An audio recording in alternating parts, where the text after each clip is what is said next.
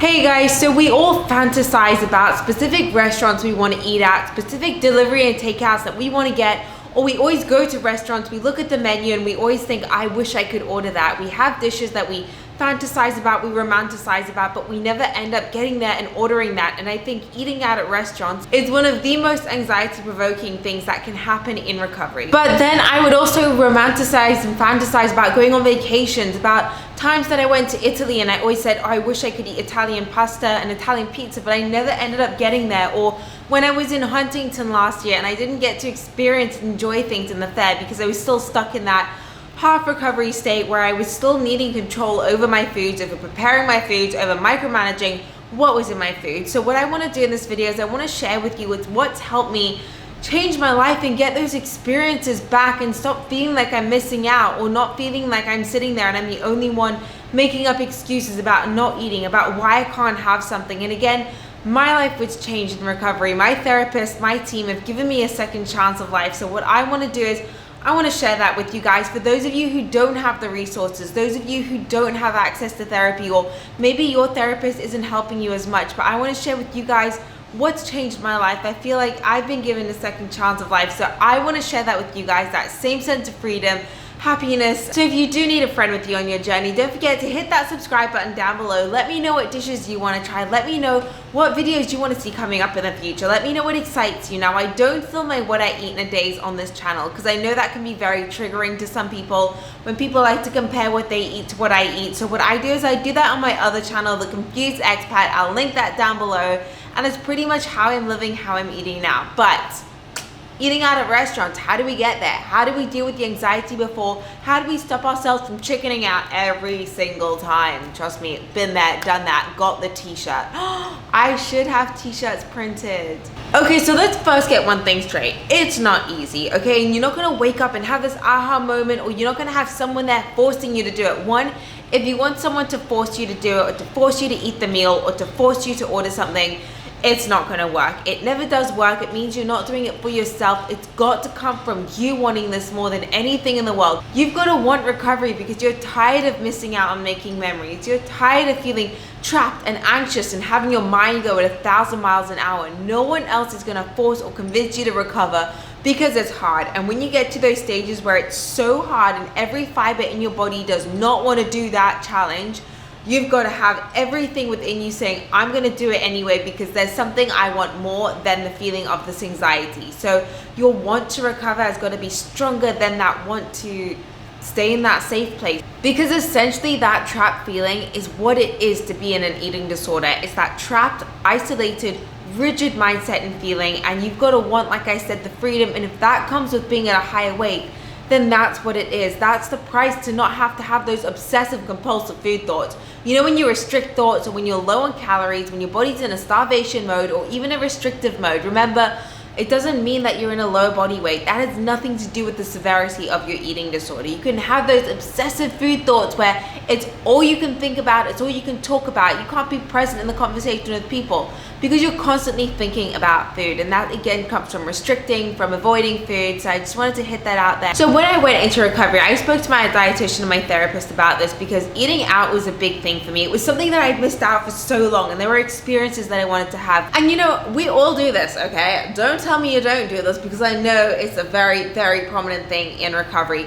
You probably go to a restaurant and look at what everybody else is ordering in the restaurant and you think, she's eating pasta, they're eating pizza. Guys, eating whatever you want at a restaurant is part of what normal people do. Normal people don't go there, assess and analyze the menu, freak out in their head, and then try and do mental math calculations, because that's what I was always doing. I was trying to tally up the different calories and different dishes in my head, trying to say that, well, maybe this option would be safer than this option, and then I'll tell them to use this on the side, or I'll tell them to avoid or swap this exchange or this ingredient. And I always felt so miserable and disappointed with myself after those restaurant visits. I would feel so down and just so defeated. That's the word. I felt defeated. I was just like, absolutely not. Like, this is not worth living. I would always go in there with the intention, though, of like ordering something different, over challenging myself. But you become so exhausted and mentally tired after doing all these mental maths calculations and obsessing in your head that you just go back to your safe zone or your safe routine. Or, let me see if you guys recognize this, you probably compensate the entire day or the entire week, or you work out just because you know you're gonna go to a restaurant later on at night, and you plan, you're like, okay, I'm gonna not eat these foods throughout the whole day. But then again, you plan to have this big meal in your head, but then when you get there, you freak out last minute and you don't do it. So with the way I've been working with my therapist, one, I eat my 3 meals, I eat my 3 snacks every single day, regardless of if I'm going out to dinner. And again, never, ever, ever compensate if you're doing something challenging later on. If you're facing a fear food, the biggest thing that's been drilled into me and that I live my life by, do not compensate before. And if you feel that you've got to compensate, then don't do the challenge. Don't do it then until you get to a stage where you're like, I'm not gonna compensate, I'm just gonna do it. I'm gonna go balls to the wheel and I'm just gonna do it. I don't understand that phrase, by the way, balls to the wheel, because like balls on a wheel? I don't get it. So what my therapist has me doing, it's something that I do now with some of the really challenging things that I'm doing at the moment. For those of you who are new here, I add 3 new things to my diet every single week, 3 new challenges that I have to have 3 times a week. And once we've got those in, once it's in my diet, it stays in. It stays in as a normal part of my lifestyle. French fries, this week I've been ordering out pasta every single day for the last week, and I've become obsessed about it, and it's all I can think about, and I get excited. And it's the seafood Alfredo pasta. If you've been following me on Instagram, you know I've had it every single day this week. It's from an Italian restaurant as well, and it's like it's one of those meals where I thought I was never gonna get the chance to eat that type of food again, and then here I am ordering real seafood Alfredo pasta, and I'm like, Jax, you happy? Like, I'm happy because I'm enjoying it. I'm happy because, again, it's something I thought I was never gonna do before. And now I'm at a place where I can go to any restaurant and order any pasta dish, I can order any butter dishes, any cream-based dishes, because of the hard work. And honestly, it's been hard work getting to this point. It has been tears and fits and anxiety attacks and panic attacks. But anyway, what we do is PPS. It's proactive problem solving. So if I'm doing something that I know is going to cause a lot of anxiety throughout the day, or if suddenly I get to a meal and I'm feeling anxious and I want to compensate, I want to avoid, what I write is first P. What's the problem? So for example, I'll give you an example from last week. The problem is my snack is a Magnum ice cream, and then I'm going and I'm having my pasta later on at night and I'm anxious about it, okay? So the plan, the next P in the list is the plan. What is the plan to stop myself from compensating just to get through the challenge? So if we're gonna use you going to a restaurant as an example, you're anxious about going to the restaurant, you want to restrict, what's the plan? The plan is gonna be to get someone else to order for you. It's not gonna be to restrict throughout the rest of the day. Do not think about the next meal or the meal before at your current meal. That should never be influenced by what you've eaten or what you're going to eat. So in my plan, I've usually got a list of go-to distraction tasks, whether it's a podcast I'm gonna listen to, an Audible book, or I'm gonna sit in the bath with a bath bomb. I have a lot of distraction-based tasks. Now, for example, the other week, there was a specific dish I was very nervous to have. So I ordered it in the beginning of the day and had it in the house, so that way I knew I wouldn't chicken out last minute. It was there, it was done, finished, khalas, in the fridge. My mom knew it was in the fridge, and then she just heated it up when it came to the time to actually eat it. But if you wait and you wait last minute, you'll probably notice that you're so exhausted by being anxious about it in your head, about obsessing over the challenge that you've got to do, that you chicken out last minute, because again, you have no more of that mental energy to push yourself through it. So if you are going to do one of those challenges, my advice, order the type of food earlier on in the day just to get your body used to it, so that you're not obsessing and you don't have time to talk yourself out of something. If you're going to sit down at a restaurant, then it's okay, get someone else to order for you. Say, I want a pasta dish, do not read the menu. That's the best advice I can give you. Do not read the menu, because you're going to try and obsess and dissect every single dish, and that doesn't work out for anyone. Like, absolutely anyone, it does not work, ever. Trust me, been there, done that, got the t-shirt, ended up literally doing so much mental math, I was Rain Man in my head, okay? And I must have looked like I had a weird twitch. Just, no, don't do it. Don't go on MyFitnessPal, don't go on the internet, don't go look at the menu. You're gonna be so tempted to do it. So tempted, but you gotta make a pros and cons list. What are the pros of looking at the menu? There aren't any, to be honest, because you're not at a point where you're comfortable with choosing anything on it. What are the cons of looking at the list? You're gonna obsess over ingredients. You're gonna talk yourself out of ordering what you're gonna want to order. You're gonna make like a you're gonna make a substitution probably in the dish that you want, because you'll get to see and look at the ingredients.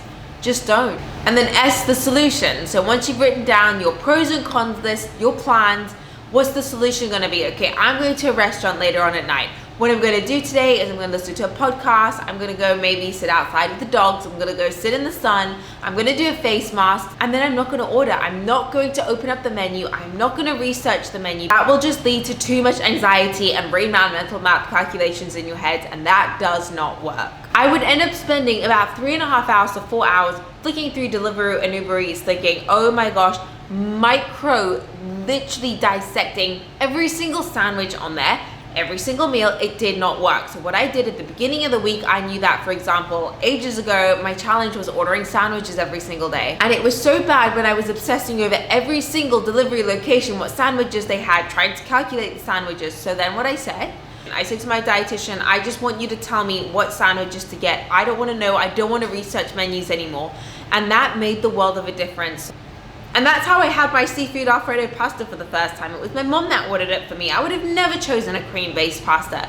But again, I'm at a place today where I can order now any sandwich off the menu and any pasta, because I didn't have that obsessive control in the beginning when I would dissect everything, because then maybe I'd only be okay with ham sandwiches than I would with tuna mayonnaise or chicken mayonnaise or with cheese toasties. So that way it helps to get someone taking the control away from you, because big problems with eating disorders is we have that obsessive need for control. But when you get rid of that control, you realize it was the control causing the anxiety, not the lack of control, the idea of the lack of control.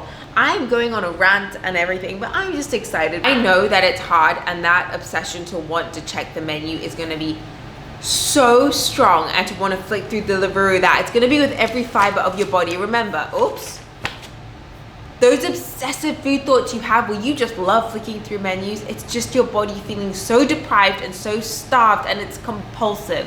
So just trust me, hang in there and have that discipline not to check the menu. So I want you guys to, even if you say to me, okay, here's how I can help you.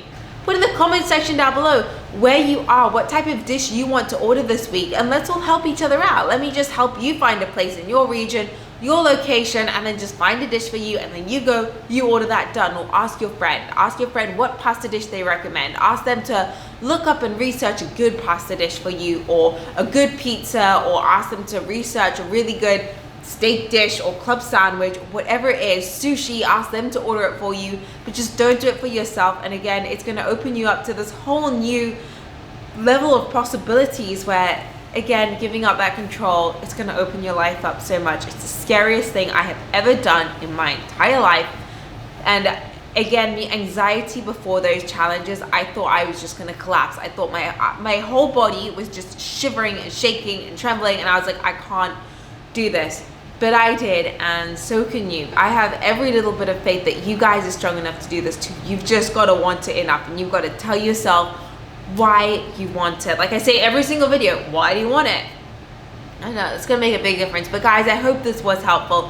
If it was, let me know what delivery dish you're gonna be trying this week, what you want to try. If you want to see me try something, then that will be on the Confused Expat channel. And I love you guys so much. Stay strong, hang in there. I know it's tough, and I'm gonna see you in my next video. Mwah.